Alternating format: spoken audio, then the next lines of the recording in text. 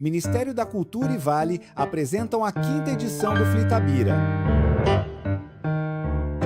Vai começar mais uma atividade do festival. Compartilhe os melhores momentos nas redes sociais.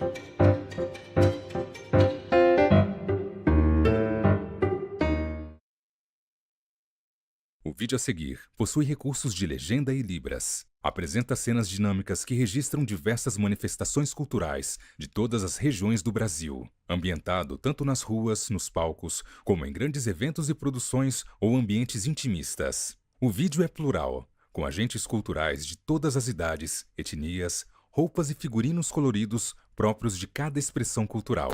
A cultura é um dos mais preciosos instrumentos de democracia. É um canal de expressão plural que permite a convivência de diferentes vozes, histórias e visões de mundo. E por isso a cultura, tal qual a democracia, deve ser defendida e fortalecida. Essa é a função da Lei Rouanet, a principal política pública de incentivo à cultura brasileira. Com ela, perseguimos a missão de assegurar o acesso democrático à produção e à difusão cultural. Ao longo de mais de 3 décadas, a Rouanet permitiu que inúmeras iniciativas culturais, antes inviáveis, ganhassem o mundo. Revelou histórias, preservou tradições e transformou vidas. Lei Rouanet, há 33 anos tornando a cultura brasileira mais plural, acessível e democrática. Logos: Lei Rouanet, Ministério da Cultura, Governo do Brasil, do lado do povo brasileiro.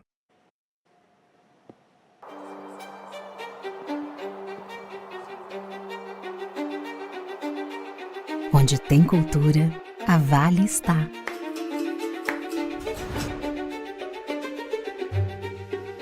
No poder criativo que nasce dos palcos, orquestras, das artes,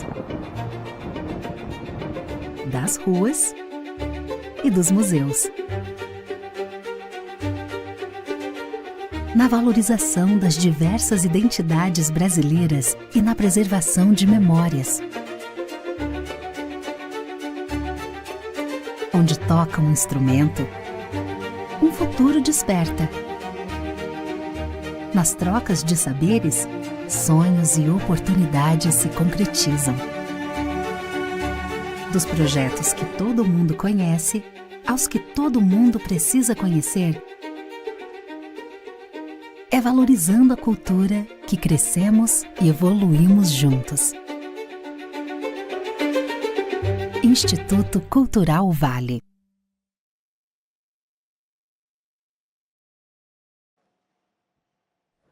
Daniel Cruz Fonseca, Marina Ferreira e Pedro Drummond, Vanessa Oege e Luiz Henrique Gurgel.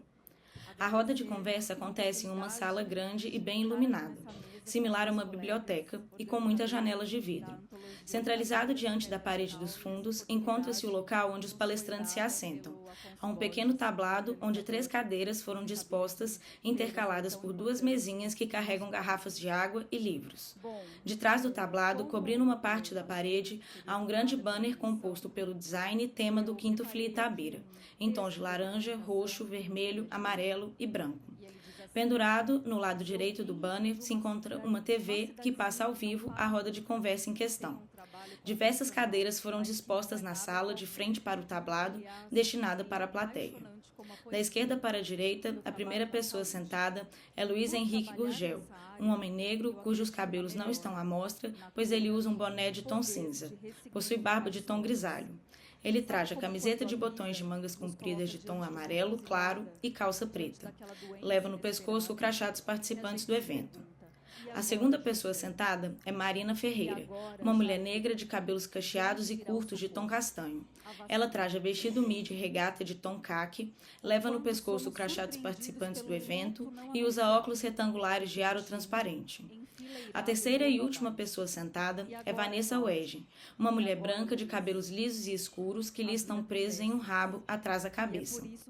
Ela traja conjunto de regata e calça de tom bege. Leva no pescoço o crachá dos participantes do evento. Esperanças e com os sonhos. E às vezes a gente tem que fazer algumas curvas e até retroceder. Eu não tenho sonhos grandes, mas eu tenho vontades imensas. Eu também nunca quis ir à Disney como Ariano Suassuna. Eu queria era vir para Itabira. Aliás, eu não. A menina adolescente que conheceu Drummond à época do vestibular. Um pouco tarde, talvez, considerando a ambição de passar em medicina em uma universidade pública. Mas aquela menina, assim como a Macabéa de Clarice Lispector, que gostava de andar de metrô aos domingos, achava que isso era ser gente. No entanto, a vida nos botou, eu e essa menina, em uma encruzilhada onde passava um trem. E é aí que eu me lembro das piadas do meu avô. Você sabe o que aconteceu com a última mulher que andou na linha, filha? Pois é, vô, esse trem me acertou em cheio. E me trouxe até Itabira, para também ressignificar um tiquinho da sua história, da paisagem, que sumiu, mas renasce e resiste em forma de arte, de poesia, de um sonho abraçado por mãos unidas pelo legado de Drummond. E este sonho se chama Itabira Pedra Natal. Primeiro veio Pedro, que eu abordei no hall do hotel em que eu me hospedei quando eu conheci Itabira em 2023. Foi o teu neto, Carlos, aquele do tucano eternizado, quem enlaçou as minhas mãos nessa dança. E puxou Manuel, seu pai e teu genro argentino, o homem que primeiro cantou a Itabira, poesia esta traduzida por Edmilson Caminha.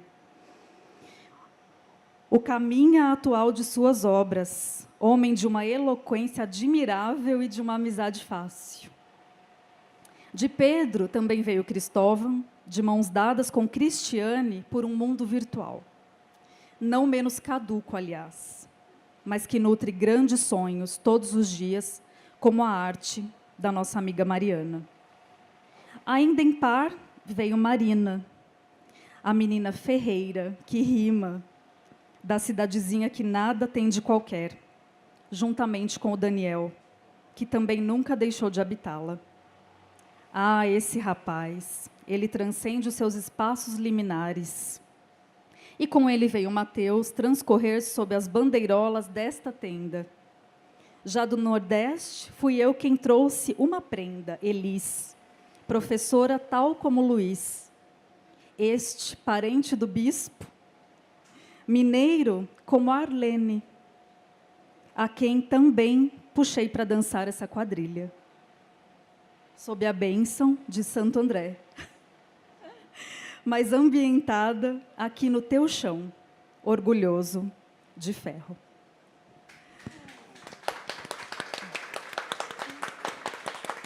Bom, e é diante desse pequeno texto que eu tentei resumir a história da nossa antologia, apoiada, então, pelo Pedro, que nos deu a honra de ser o capista e também de nos presentear com 3 poesias.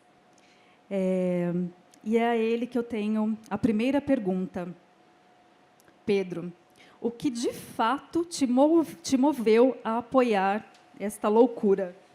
E como você enxerga a sustentação do legado do Drummond no cenário nacional? Um homem da plateia recebe o microfone e fala diretamente com os palestrantes. Ele é Pedro Drummond, um homem branco de cabelos curtos, rente à cabeça de tom grisalho. Possui cavanhaque de tom branco. Ele traja camisa cinza e leva no pescoço o crachá dos participantes do evento. Ele permanece sentado na plateia enquanto fala. Em te sugerir publicar algumas linhas minhas. Como eu te disse mais cedo, eu sofro de uma espécie de apneia literária, então eu não consigo escrever textos longos. Eu fico sem palavras logo. É como se fosse sem ar, né? Mas você me deu essa coragem e me pareceu que a iniciativa merecia todo o apoio possível, enfim, pela beleza, pela inspiração enfim, pela alegria com que você estava se dedicando a isso. Então, você criou e demonstrou que a poesia realmente nos une. E o Flitabira, este quinto Flitabira, é mais um exemplo disso, mas você plasmou isso nesse livro e criou um encontro de várias pessoas, de vários lugares, que tem uma beleza incomparável. Eu não estou me referindo apenas à qualidade dos textos, dos versos que estão nesse livro, mas também pela união, pela amizade à distância, né, que você conseguiu reunir e plasmar nessas páginas, né? E ainda por cima tive a sorte de poder fazer a capa, espero que tenham gostado. Agora, sobre a questão do legado do Carlos, muitas pessoas me perguntam, deve ser um fardo pesado, se a gente considera que o legado do Carlos é uma obra imensa, atual e que ainda comove tantos leitores, poderia ser pesado, mas eu não vejo assim. Para mim é ao contrário, não é um peso, na verdade é um privilégio, não só porque eu nasci na família em que nasci, que me tocou vir a este mundo num ambiente de escritores, mas o fato de poder lidar com esse acervo, com essa memória, é uma maneira de tê-los presentes. Agora há pouco o Marcelino estava falando, Edmilson, que ele sentia saudade da voz da mãe dele. E, efetivamente, eu também me identifiquei com isso, eu até quero falar isso com ele, porque eu também sinto muita saudade da voz de mamãe. No caso da voz do Carlos, não é a saudade da voz do Carlos, porque ela está pairando na minha casa, aqui, e é uma voz que é muito mais frequente, né? Enfim, até porque a literatura do Carlos é mais conhecida do que a literatura da mamãe. Então, eu sinto essa presença dele de uma forma muito forte, graças a acontecimentos como este, graças ao livro, ao teu livro, né? Que você fabricou esse livro, né? É uma produção independente, né?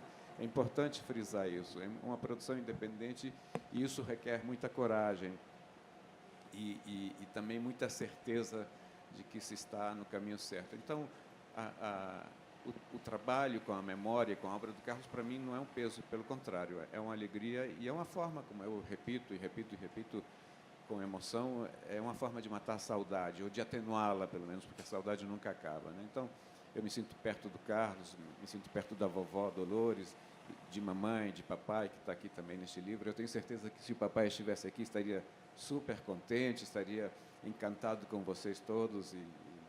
Enfim, para mim é uma alegria enorme. E, bom, é um orgulho, né? Porque de Itabira veio minha família, em Itabira continua a minha família, e aqui eu estou em Itabira estreando num livro, né?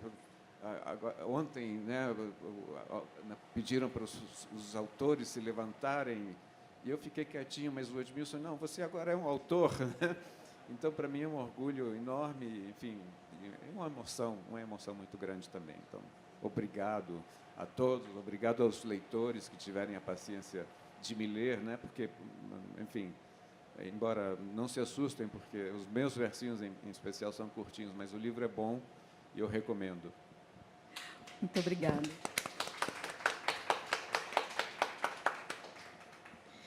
Bom, e agora eu queria dar voz, ainda mais voz, à minha colega de escrita, Marina. Marina, como cidadã itabirana, mulher, negra, qual o sentimento de agora fazer parte deste universo literário na cidade da poesia?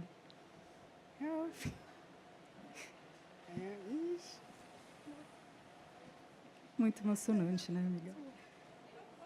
Estamos com a mesma emoção, Marina.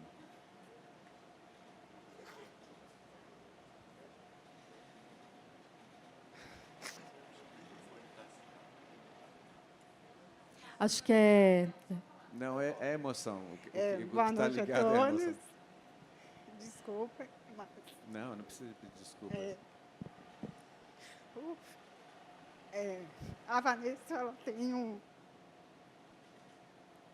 papel muito importante nesse meu caminho, porque eu conheci ela no FLI de 2023 e passei assim por ela e peguei um carnetinho dela. A gente estava indo para ver uma outra palestra. E aí tá, eu falei assim, nossa, gostei dessa moça. E depois eu volto. Eu falei, cara, só não tem condições de comprar esse livro agora. Mas aí a gente trocou pelo Instagram e tudo. E nisso começou a amizade, né, amiga? Aí ela falou assim, amiga, você gosta muito de ler. Eu falei assim, gosto. Mas você já escreveu? Eu falei, não. Eu escrevo algumas coisas, mas para mim. Ela me manda. Aí eu escrevia, olhava, corrigia. Eu falei, não vou mandar para ela, não. Ela é escritora. Aí eu mandei um e ela falou assim comigo, ó, amiga, eu estou com um edital. Lá vem Vanessa. Não, escreve mais 2 poesias. Eu falei, amiga, mas de quê? De animais. Eu falei assim, tá. Aí escrevi, passou, deixei, correria no dia a dia e tudo. Depois ela me mandou assim, amiga, a editora aceitou suas poesias. Eu falei, o quê? Mas você revisou? Eu falei, não, mas eu acreditei, vocês estão ótimas. E a partir dali, ela todo dia me encorajando, né? Aí eu falava para o pessoal, gente, eu vou participar de uma coletânea. Todo mundo, o quê? Coletânea? Você escreve? Eu falei, agora eu escrevo. E aí foi assim, fui tendo mais contato. Eu sempre vim nos FLIs, sempre de vir, de acompanhar, ver as palestras e fui tomando conta, né, das coisas. E quando ela... E eu sempre... E assim, a gente à distância, conversando no Instagram. Então, isso me encorajou, né? Nunca imaginaria estar aqui, né? E, gente, é igual lançar esse projeto, assim, que era uma ideia muito... Nossa, a gente não imaginava nunca ver o livro. Então, assim... A gente começou, eu falei, amiga, e depois que lançou o PET, eu vim no FLI do ano passado, lancei ele. E aí ela falou, amiga, vamos fazer um próximo. E aí veio a ideia de falar sobre Itabira e Drummond, né? A gente trocar a figurinha do livro que a gente lia e tudo. E aí começamos a conversar, a formar um grupo, né? E aí ela falou, amiga, vamos fazer uma outra coletânea sobre Itabira e Drummond, quem sabe no FLIT 2025 a gente esteja lá. Aí eu, não, lá vem Vanessa, com as ideias. Ela, não, amiga, você dá conta, você vai. E isso foi me ajudando, né? E me ajudou até pessoalmente, porque você vai ficando mais encorajada, eu me emociono. É muito difícil falar ainda. Mas eu fui aos pouquinhos e a gente foi no projeto. E aí ela falou assim, olha, eu falei com ela, não, tem um rapaz, que é o Daniel, ele é escritor, eu vi ele no FLI, e ele é itabirano. Vamos chamar ele no Instagram, amiga, vamos chamar ele no Instagram. E aí chamamos, e nisso foi, o Daniel aceitou, que a gente não tinha nada, a gente só tinha uma ilusão e um sonho. A gente não tinha nada para oferecer para as pessoas. E naquilo ela foi chamando um foi chamando o outro, e hoje Itabira Pedra Natal é um sonho que nunca imaginaria. E quando ela fez o contato com o Pedro, ela falou, amiga, Pedro aceitou. Eu falei, não. Eu falei, o que você falou com ele? Porque a gente não tem nada ainda. E foi crescendo e foi mandando no grupo. Eu falei, no dia que ela mandou o vídeo do livro, eu falei, amiga, não acredito. Ele saiu do papel. Porque a gente não imaginava que ia ser o que foi. Então, é uma honra muito grande. Eu gosto muito disso, gosto muito de Itabira, de poesia. Eu acho que é um caminho a ser seguido, porque é uma coisa que não é efêmera, ela acaba, igual Carlos Monte de Andrade, né? Depois de tantos anos, tem tantas poesias que resumem a nossa vida de hoje. Né? E, então, assim, às vezes as pessoas me perguntam a história, né? É igual Itabira, é só uma foto na parede, né? Um retrato na parede. Então, assim, tem pessoas itabiranas que não conhecem a história, né, os caminhos mondianos, e às vezes aí, através, assim, do que eu vou conversando e tudo, as pessoas vão perguntando, e eu acho que isso a gente não pode se perder, né? É uma grande oportunidade, não sei se eu respondi o que foi, mas, assim, é uma coisa para mim, assim, de muita importância, muita gratidão, né, porque quando você entra no cotidiano da vida, do trabalho, né? Hoje eu sou servidora pública, né? Lido também com a saúde, e a gente lida com essa parte. Então, assim, esse lado da poesia, muitas pessoas não conhecem desse lado, mas é um lado que reflete o que a gente tem por dentro, que a gente quer passar para as pessoas. E eu acho que é o legado, né, que a gente está falando, que esse pouquinho que a gente vai atingindo cada um. Né? Às vezes a pessoa vem porque te conhece, todo, mas aí passa numa feira, tem contato com autores, vê aquilo. Eu acho que a magia do FLI é isso, né? Então, assim, eu sinto graticamente honrada. Só participar. Muito obrigada. Obrigada, Marina. E nós estávamos... Pedro Drummond recebe o microfone novamente e faz um breve comentário sentado da plateia. Você, como Carlos, você também é servidora pública, ele foi também funcionário público durante muitos anos, e você está agora, digamos, com a missão de escrever, né?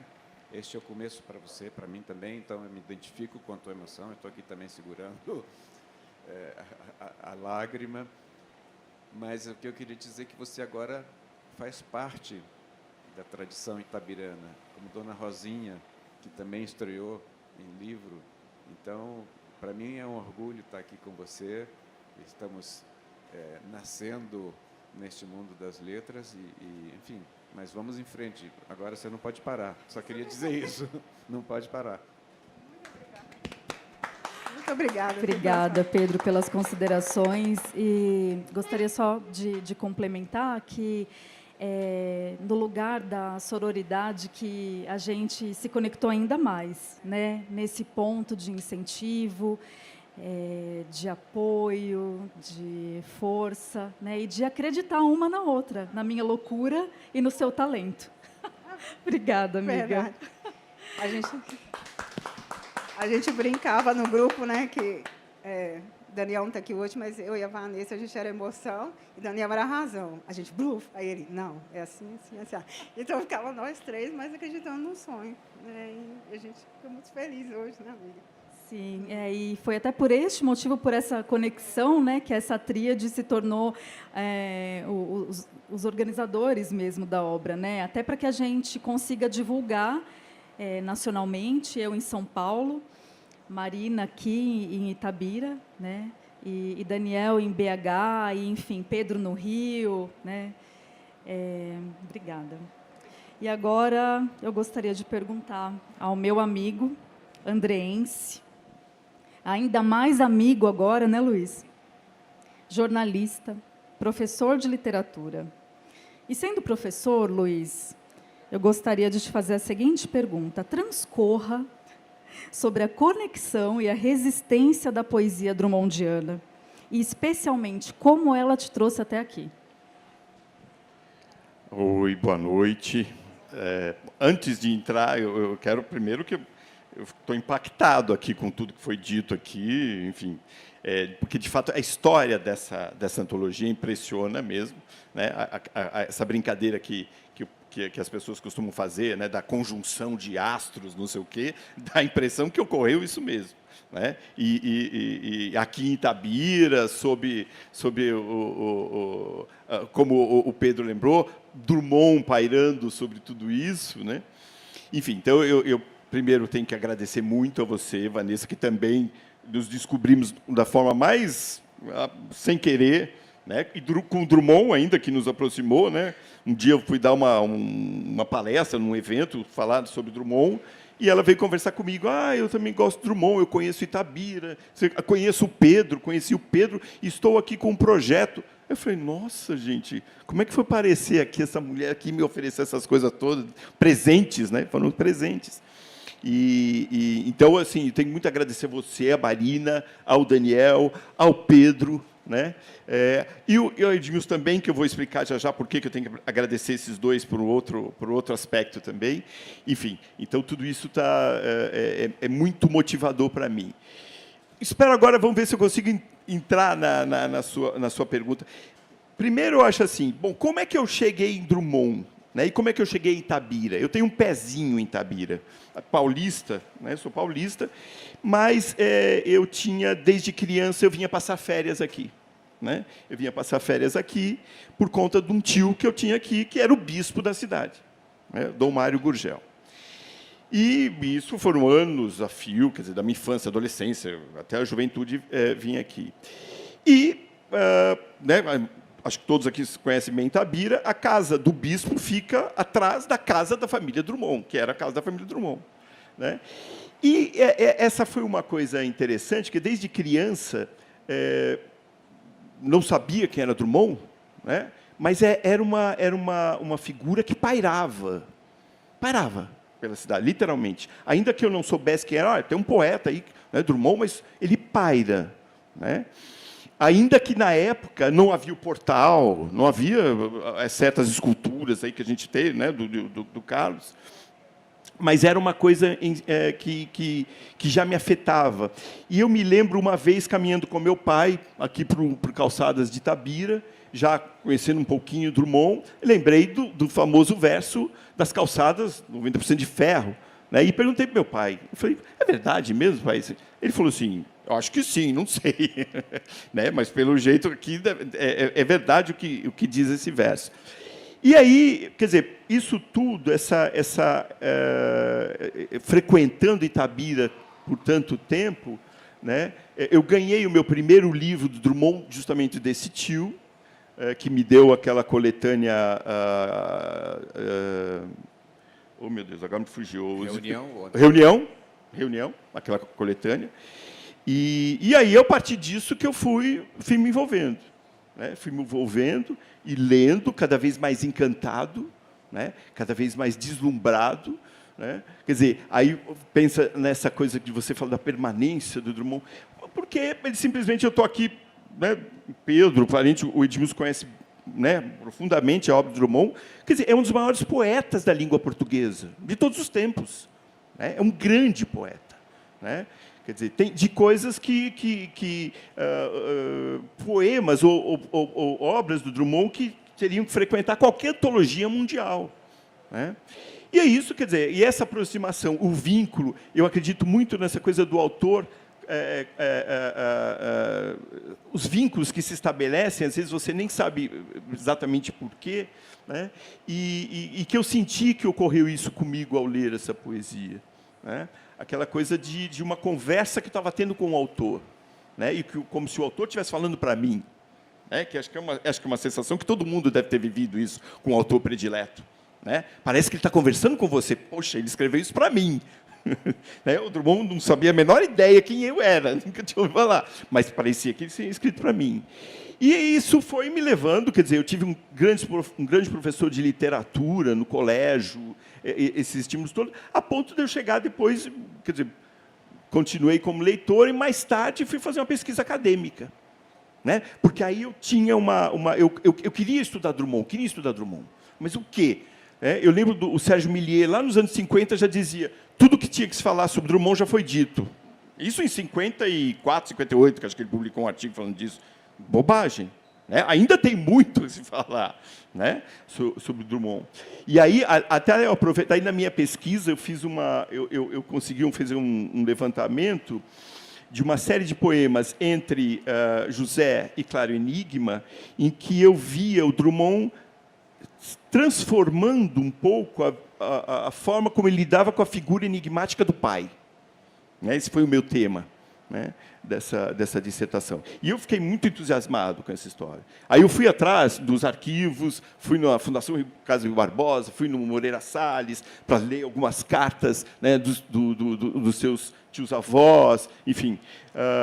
Aí eu vi uma entrevista eu li uma entrevista de Edmilson, certa ocasião, acho que para o Pedro Bial, em que, me corrija se estiver errado, Edmilson, se eu não me engano, você disse alguma coisa, pai é uma das palavras que mais aparecem na poesia do Drummond. Eu falei, estou no rumo certo.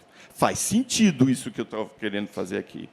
E aí, depois, quando o Pedro publica Uma Forma de Saudade, né? Quer dizer, complementou com informações que eu queria fazer na pesquisa. Enfim, mas eu estou falando de mim, dessa coisa, porque é uma coisa que entusiasma mesmo, né? Quer dizer, quando você se influi em Drummond, porque não é um poeta fácil, né? Não é um poeta fácil, e acho que por isso instiga a gente a lê-lo ainda mais, né? Quando você percebe essas coisas. Então, vocês me desculpem aqui, mas eu falo com entusiasmo, porque eu adorei a minha pesquisa. Eu só tive uma bronca de um professor, que foi o professor Alcides Vilaça, que ele falou: você podia ter trabalhado mais o poema tal, não sei o quê. Mas, pô, não dava tempo, né? Mas é apaixonante. E aí, estar hoje aqui, então, só para encerrar mesmo, estar hoje aqui, acho que fecha para mim, sabe? Foi uma coisa... Vanessa, eu preciso de novo agradecer você, a Marina, Pedro, sabe? Essa oportunidade de estar aqui, né? com essa maravilha, meio que estreando também como poeta, ainda que eu sou cronista, né? Eu escrevo conto, mas poesia não me atrevia, e dessa vez eu fui...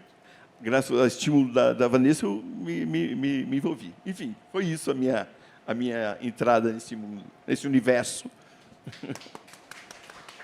Muito obrigada, Luiz. Bom, e nós gostaríamos, então, de ler alguns trechinhos do nosso livro.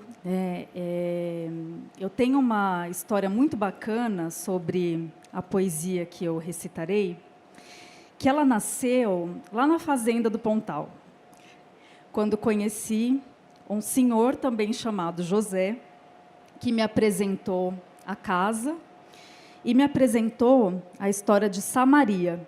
Isso em 2023, quando estive em Itabira. Voltei para São Paulo inspiradíssima, né? E aí resultou aqui, neste livro. E uma das poesias eu fiz para o José, senhor José Norberto de Jesus. Procurei por ele por 2 anos, nas mídias sociais, pedi a Marina, consegue o contato desse homem, Marina, que eu quero muito encaminhar a poesia para ele. No Dia da Consciência Negra, acabei de me lembrar, eu repostei a poesia na tentativa de te encontrar, porque ele está aqui, né, na plateia. E a poesia, então, que eu quero recitar, ela é dedicada a você, José. Ela se chama Ao José de Samaria. Conheci José, não o José da poesia, José Norberto de Jesus, o José de Samaria. Gestor cultural de Itabira que inspira todo e qualquer. Ele me contou sobre a escrava e ainda mais da mulher preta da infância, cuidadora de Drummond. Seria a preta velha do café preto, gostoso e bom? Só sei que dele me lembro neste 20 de novembro, do José que a visita conduz com sua negritude e luz.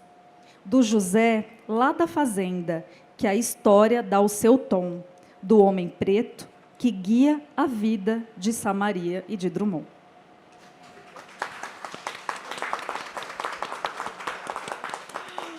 E o engraçado é que, 2 anos depois, né, cheguei ontem aqui a Itabira e me hospedei no hotel ali da Rua Tiradentes, né? Cheguei por volta das 15, 16 horas, tomei um banho e pensei, vou descansar nada, eu vou turistar. E aí, subindo ali a Rua Tiradentes, parei numa lojinha, comprei ali um mimo, e esse mimo é uma réplica da Igreja da Saúde, que até então eu não sabia o nome nem onde ficava, e conversando com a dona da loja, ela falou, segue toda, né? Esse jeito mineiro, né? Só seguir reto aqui, lá em cima, lá você vai ver a Igreja da Saúde. E aí eu falei, tá bom. Pois subindo a Rua Tiradentes, rumo à Igreja da Saúde, quem está descendo? José. Ali eu paralisei, José parou e cumprimentou 2 colegas, e ali ficou conversando com os colegas, e eu estática, pensei, é agora. E agora, né? Na verdade foi, é agora. E aí me aproximei dele, falei, o senhor é o José Norberto? Aí ele, sim, senhora. Aí o José Norberto de Jesus? Ele, eu mesmo. E aí eu contei toda essa história, e o convidei para estar aqui nesse momento. O José, assim como a Marina, são representantes, né, muito importantes itabiranos e que dão, de fato, o tom, né, da pele, o tom da paixão pela poesia, né, e o tom de serem cidadãos da cidade da poesia. Então, muito obrigada, José. Neste caso, a festa não acabou, pelo contrário, né? A festa só começa, né, Pedro? Acho que se renova, né, a cada evento, a cada projeto, né? Um homem se levanta da terceira fileira da plateia, recebe o microfone e se assenta em uma das cadeiras na segunda fileira, mais próxima ao palco.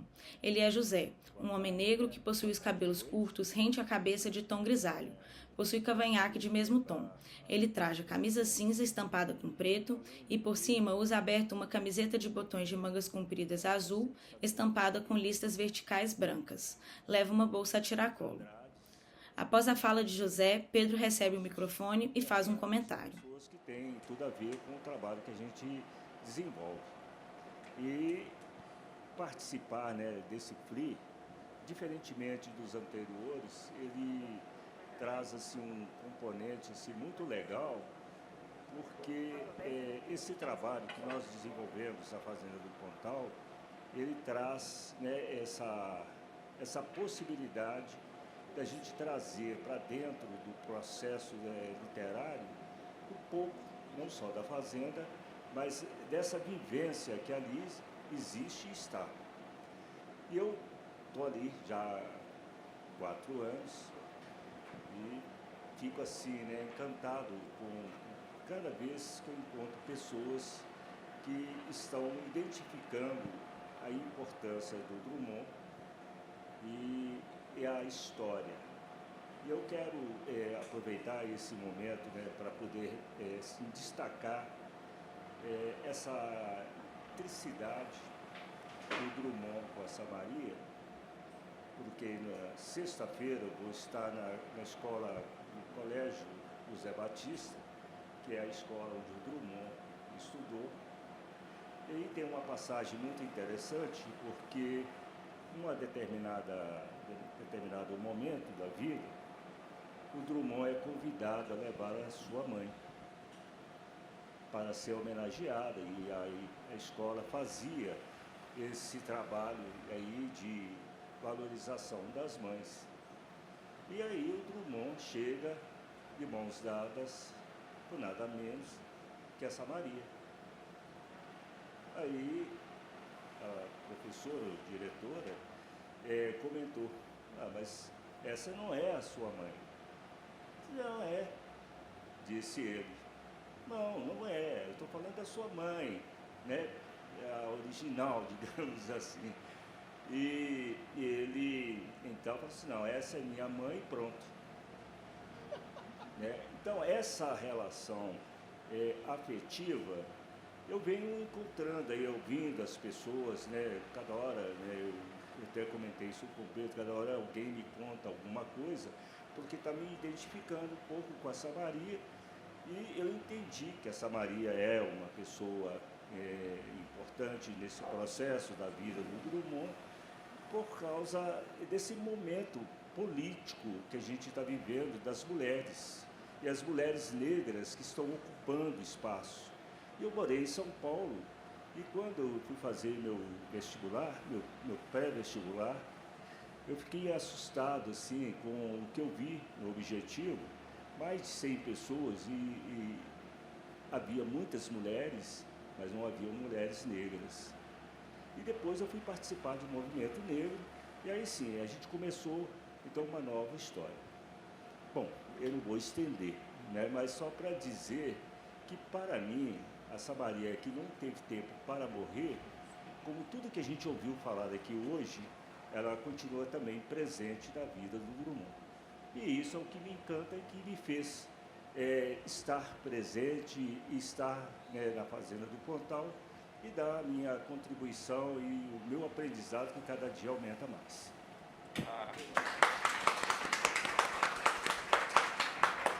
O José, na verdade, assume um papel muito importante, ao meu ver, minha modesta opinião, que é de ser o guardião de uma história que ainda não foi contada e que ele está desvendando aos poucos.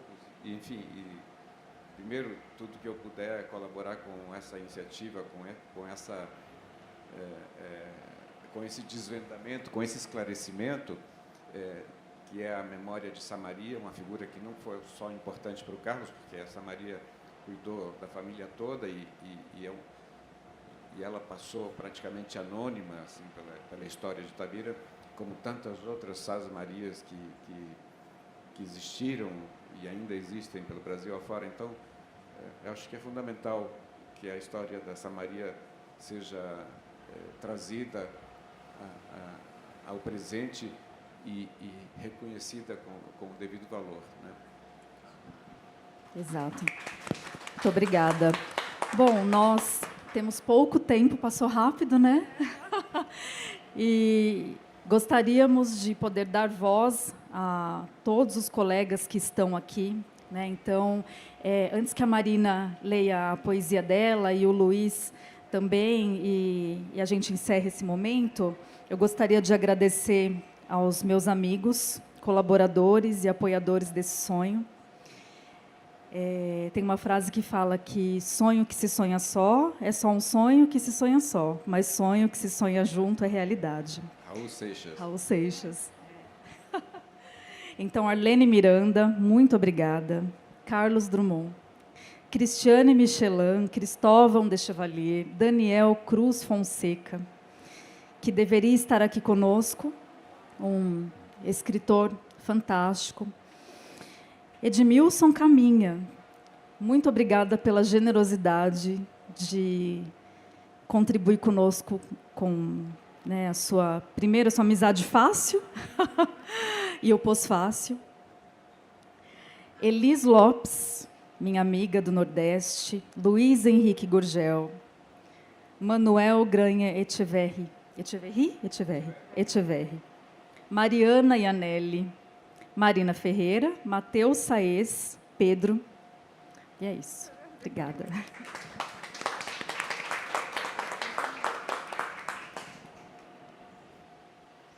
Eu vou ler um trechinho da minha poesia, mas tá.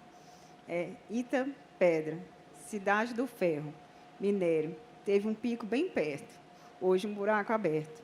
Mulheres ambulantes coam nas ruas como feirantes, o poder nas mãos de poucos, mulher escrava de outros. Antes do ferro existia ouro, casarões escondem histórias que marcaram vidas, estão cravadas na memória. Ao passar dos anos se esquece, ou sombra da vida, esconde almas importantes que no peito gritam. Pedro, da plateia, recebe o microfone e fala novamente. Em seguida, ele passa o microfone para o homem que está sentado ao seu lado. Este homem é Edmilson, um homem branco de cabelos ondulados, curtos de tom branco.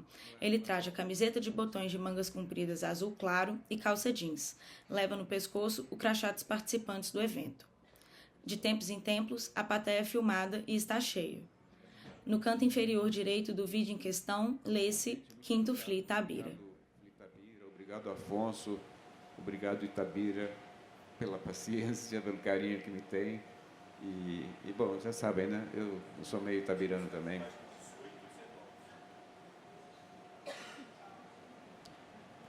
Muito boa noite. Perdoe-me, eu estou rouco.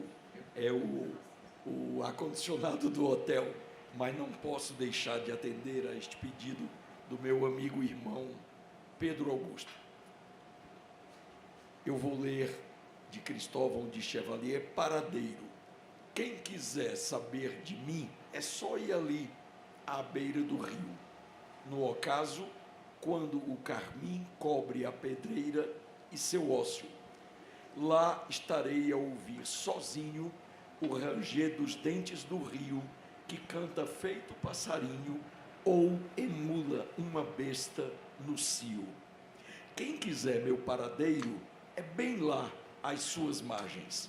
Estarei em silêncio derradeiro, sob pedras, folhas e a ramagem. Obrigado, Edmilson.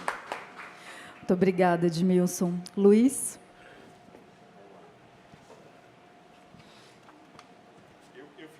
Eu fiz uma pequena paródia, se eu posso dizer assim, vai.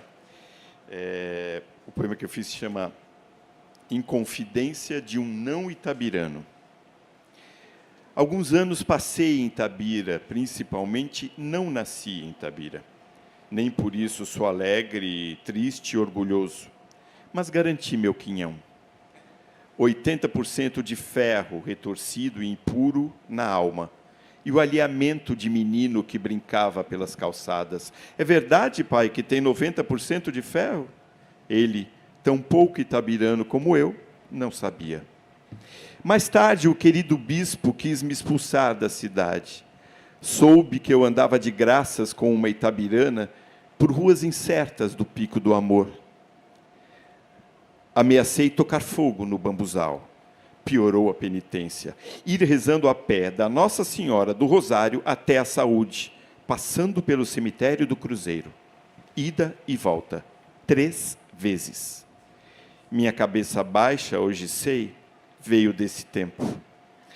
Agora, de volta da borda do campo, Carlos, trouxe prendas que ora te ofereço. Esse macacão de metalúrgico, outrora orgulho do Brasil, essa desesperança, essa concreção do velho operário Luiz Saciloto. Fica tranquilo, tua literatura não estragou minhas melhores horas de amor. Pelo contrário, agora que sei o gosto da tua gota de bile, da tua careta de gozo, são e não são poesia, Carlos.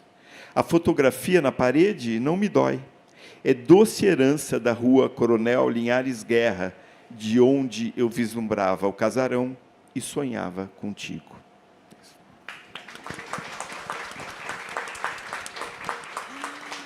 Muito obrigada. Bom, mais uma vez agradeço a presença de todos, o apoio dos meus amigos. E para encerrar, temos ainda alguns minutinhos.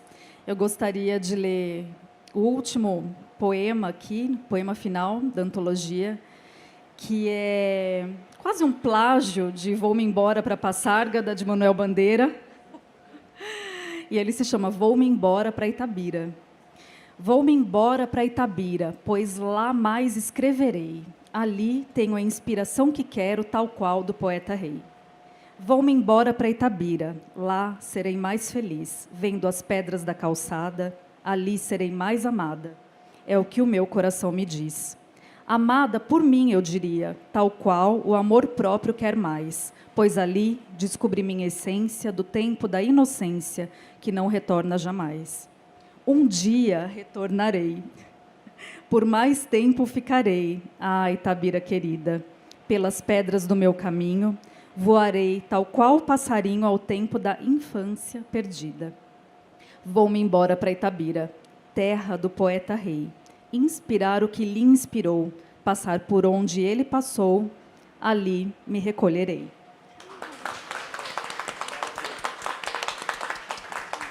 Muito obrigada, pessoal. Obrigada. Obrigado a todos. Valeu, obrigado. Parabéns, Vanessa, pelo trabalho bem feito.